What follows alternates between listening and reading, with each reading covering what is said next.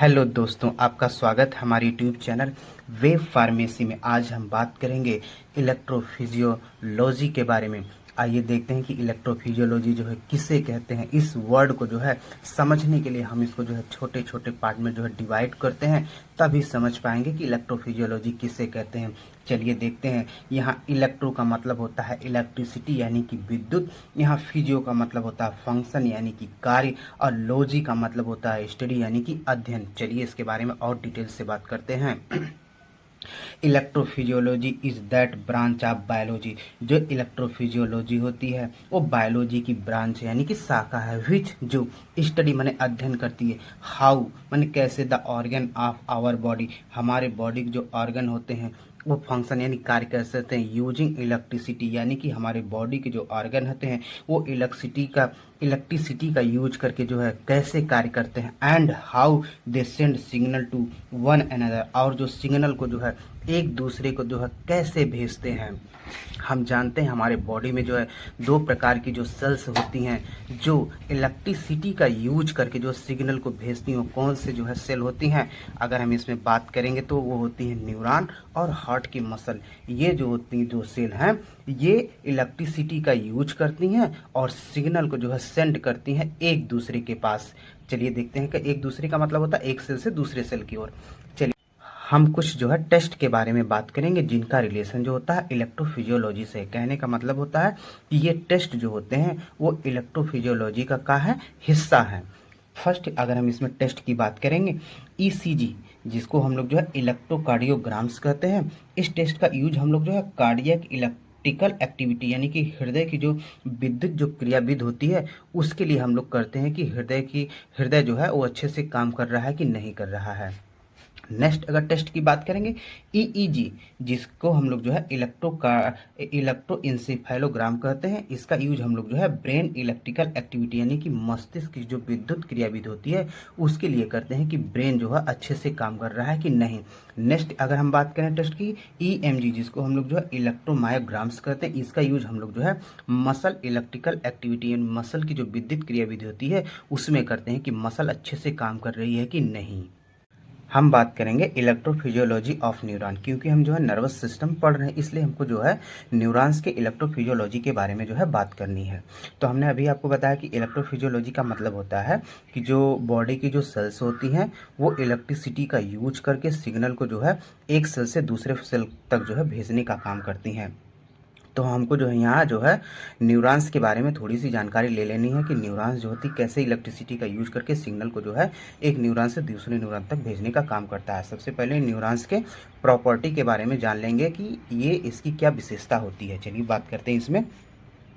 To most important function of nerve cell, nerve cell जो होती है उसके दो महत्वपूर्ण जो है फंक्शन यानी कि कार्य होते हैं, आर इरिटेबिलिटी एंड कंडक्टिविटी, यानी कि इरिटेबिलिटी और कंडक्टिविटी। आइए इसके बारे में बात करते हैं कि इरिटेबिलिटी और कंडक्टिविटी जो है किसे कहते हैं। Irritability is the property of neurons. यहाँ इरिटेबिलिटी वर्ड्स का मतलब होता है कि उत्तेजित होना या उत्तेजनशीलता। या कह सकते हैं कि irritability is the property of neuron, यानी कि इरिटेबिलिटी जो होती है न्यूरॉन्स की जो है विशेषता होती है। प्रॉपर्टी का मतलब होता है विशेषता। विशेषता कैसे हम इसको डिफाइन करेंगे।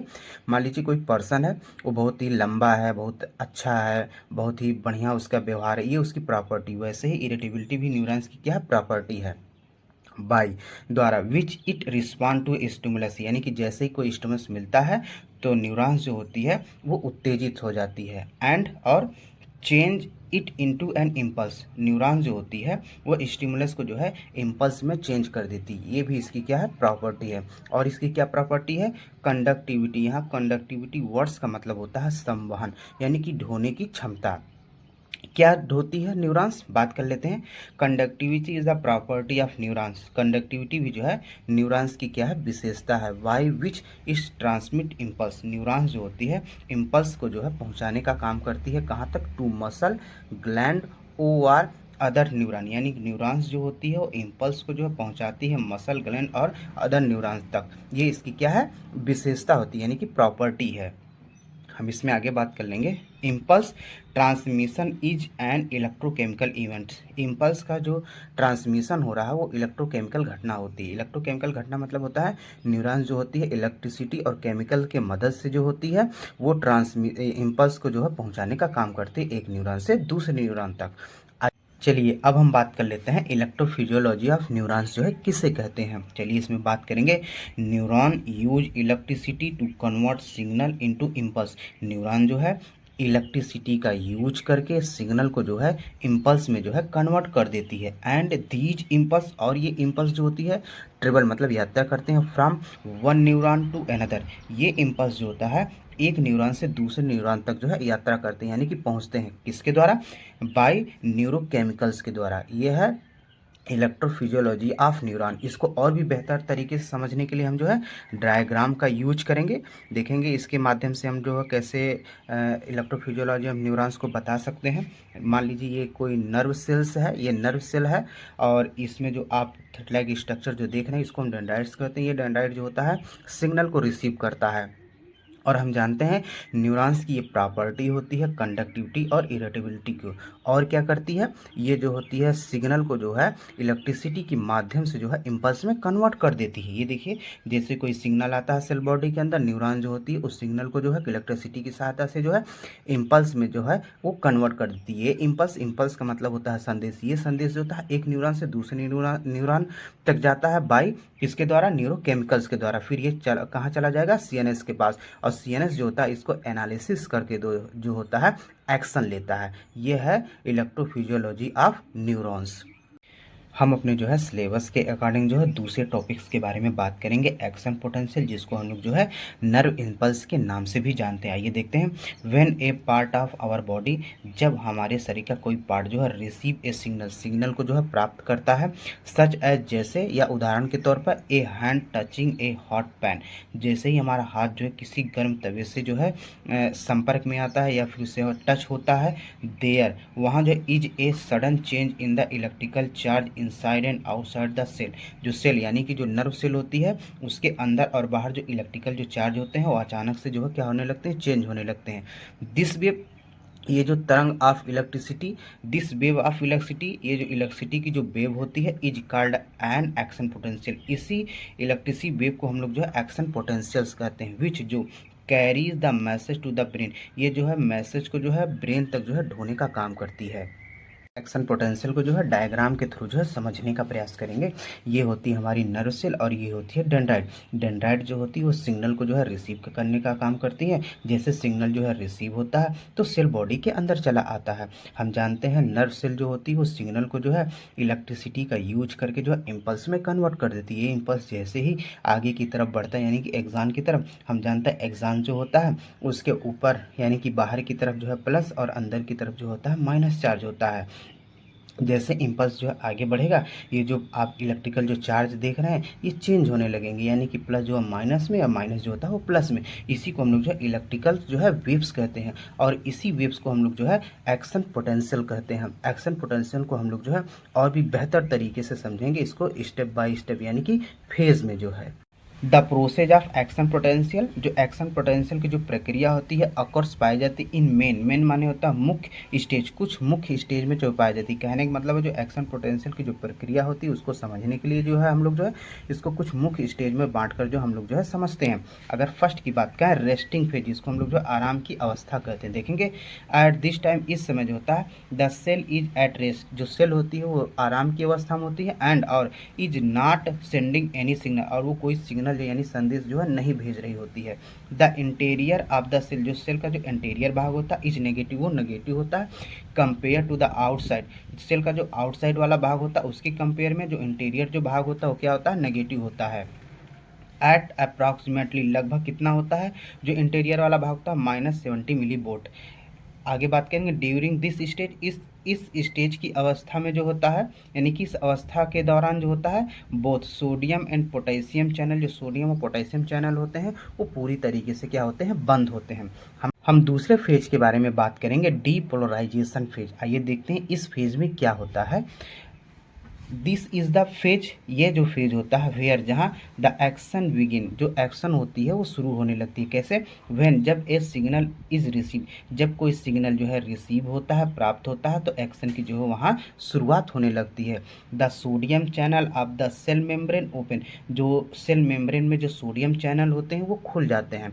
तो सोडियम आयन, जो सोडियम आयन होते हैं सेल्स के बाहर देखेंगे, जो सोडियम आयन है rapidly start flowing into the cell from the outside, यानी कि सेल के बाहर जो सोडियम आयन होते हैं वो तेजी के साथ जो है अंदर आने लगते हैं। तो उसके परिणाम स्वरूप क्या होता है? एज ए रिजल्ट इसके परिणाम स्वरूप क्या होता है? The internal voltage begin to rise, जो इंटरनल जो वोल्टेज होता है, जो -70 मिली वोल्ट होता है वोल्टेज, वो जो होता है बढ़ने लगता है। किधर बढ़ेगा? 30 + 2 40 मिली वोल्ट, यानी कि 30 से 40 मिली वोल्ट में नहीं, ये प्लस में बढ़ने लगता है। आगे देखेंगे, आगे क्या होता है इसमें? Shifting from negative to positive, यानी कि ये नेगेटिव से जो पॉजिटिव की ओर जो है शिफ्ट होने लगता है, यानी कि जो -70 मिली वोल्ट होता है वो +30 to 40 मिली वोल्ट हो जाता है। देखेंगे वही बात कह रहा है इसमें, रीचिंग माने पहुंच जाता है अप्रॉक्सीमेटली लगभग +30 millivolt to 40 millivolt तक, यानी कि जो है ये बता रहा है कि एक्शन की जो है शुरुआत हो गई है इस डीपोलराइजेशन के फेज में। हम जो है अगले फेज के बारे में बात करेंगे, रीपोलराइजेशन फेज। आइए देखते हैं कि रीपोलराइजेशन फेज में क्या होता है। When the voltage reach its peak, जब वोल्टेज जो होता है वो अपने शिखर पर पहुंच जाता है, the cell tries to return to its normal state, cell जो होती है वो प्रयास करती है अपने नॉर्मल स्टेज में आने के लिए। एंड और द सोडियम चैनल क्लोज, जो सोडियम जो चैनल होते हैं वो क्लोज हो जाते हैं रीपोलराइजेशन की स्टेज में। देन तब द पोटेशियम चैनल ओपन, तब जो पोटेशियम जो चैनल होता है वो खुल जाता है। एंड और जिसको K+ आयन कहते हैं, start moving out of the cell, जो सेल होती है उसके अंदर जो पोटेशियम आयंस पाए जाते हैं वो तेज़ी से जो है बाहर जाने लगते हैं। आगे क्या होता है इसमें देखेंगे, बिकॉज ऑफ दिस, इस कारण जो होता है the internal voltage begin to drop again, जो इंटरनल जो वोल्टेज होता है वो दोबारा जो होता है वो गिरने लगता है। हमने बताया कि जैसे ही सिग्नल प्राप्त होता है तो ये जो वोल्टेज होता है -70 से बढ़कर 30 या जो 40 हो जाता है प्लस, लेकिन रिपोलराइजेशन की अवस्था में सोडियम आयन चैनल जो है क्लोज हो जाता है, तो पोटेशियम आयन चैनल जो होता है वो ओपन हो जाता है, जिस कारण जो होता है जो जो प्लस वाला होता है वोल्टेज वो फिर गिरने लगता है और -70 मिली वोल्ट हो जाता है। वही ये कह रहा है कि the internal voltage begin to drop again, जो इंटरनल जो वोल्टेज होता है वो फिर दोबारा जो होता है गिरने लगता है। And the cell start becoming negative once more, जो सेल होती है वो एक बार फिर जो है नेगेटिव अवस्था में आ जाती है एक बार। ये होता है रिपोलराइजेशन की अवस्था में। हम जो है अगले फेज के बारे में बात करेंगे, हाइपर पोलराइजेशंस के बारे में देखेंगे। इस फेज में क्या होता है, सम टाइम कभी कभी जो है तब पोटेशियम चैनल रिमेन ओपन, कभी कभी जो पोटेशियम चैनल जो होते हैं वो खुले रह जाते हैं a little longer than necessary, यानी बिना आवश्यकता के पोटेशियम चैनल जो होते हैं वो खुले रह जाते हैं कुछ टाइम के लिए जो है। बिकॉज ऑफ दिस, जिस कारण जो होता है द सेल वोल्टेज ड्रॉप, जो सेल की जो वोल्टेज होता है वो ड्रॉप हो जाता है। सेल का वोल्टेज कितना होता है रेस्टिंग पीरियड में? -70 होता है। वही कह रहा है कि the cell voltage drop even lower than it normal resting stage of -70 millivolt, यानी कि नॉर्मल जो सेल की जो नॉर्मल रेस्टिंग स्टेट होती है -70 मिली वोल्ट, जब सोडियम जो चैनल होते हैं कुछ समय के लिए जो है खुले रह जाते हैं, तो जो सेल की जो वोल्टेज होता है -70 से भी क्या हो जाता है वो कम हो जाता है। वही कह रहा है लोअर देन। तो आगे बात करेंगे इसमें, ये कहाँ पहुँच जाता है? रीचिंग लेवल लाइक, ये किस लेवल तक पहुँच जाता है? -80 मिली वोल्ट से या जो है 90 मिली वोल्ट तक जो है ये पहुँच जाता है जब पोटेशियम चैनल जो है ओपन होते हैं। This is also called the refractory period, हम इसको जो है रिफ्रैक्टरी पीरियड्स कहते हैं। ड्यूरिंग मतलब इस पीरियड के दौरान क्या होता है, विच जो cell can not immediately send another signal, इस दौरान जो होता है, इस हाइपर पोलराइजेशन के दौरान जो होता है, जो सेल होती है वो तुरंत जो है कोई दूसरा सिग्नल नहीं भेज पाती है। हम इसको जो है रिफ्रैक्टरी पीरियड कहते हैं, और ये रिफ्रैक्टरी पीरियड जो होती है हाइपर पोलराइजेशन के फेज में जो है पाई जाती है। एक्शन पोटेंशियल को हम लोग जो है ग्राफ के द्वारा जो है समझने का प्रयास करेंगे।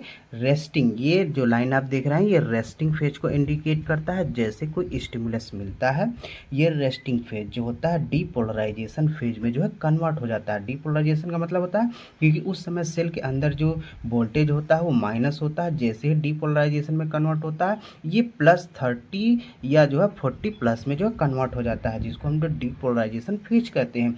और ये जो डीपोलराइजेशन फेज होता है, जैसे ही मान लीजिए कि ये एक कोई नर्व सेल है, ये एक्सॉन है, और ये जो स्टिमुलस यानी कि ये इम्पल्स जो होता है जैसे जैसे आगे जाएगा वैसे वैसे जो सेल की जो माइनस होता है वो प्लस में कन्वर्ट होने लगेगा, और जो पीछे वाला जो प्लस है वो धीरे धीरे माइनस में कन्वर्ट होने जाएगा।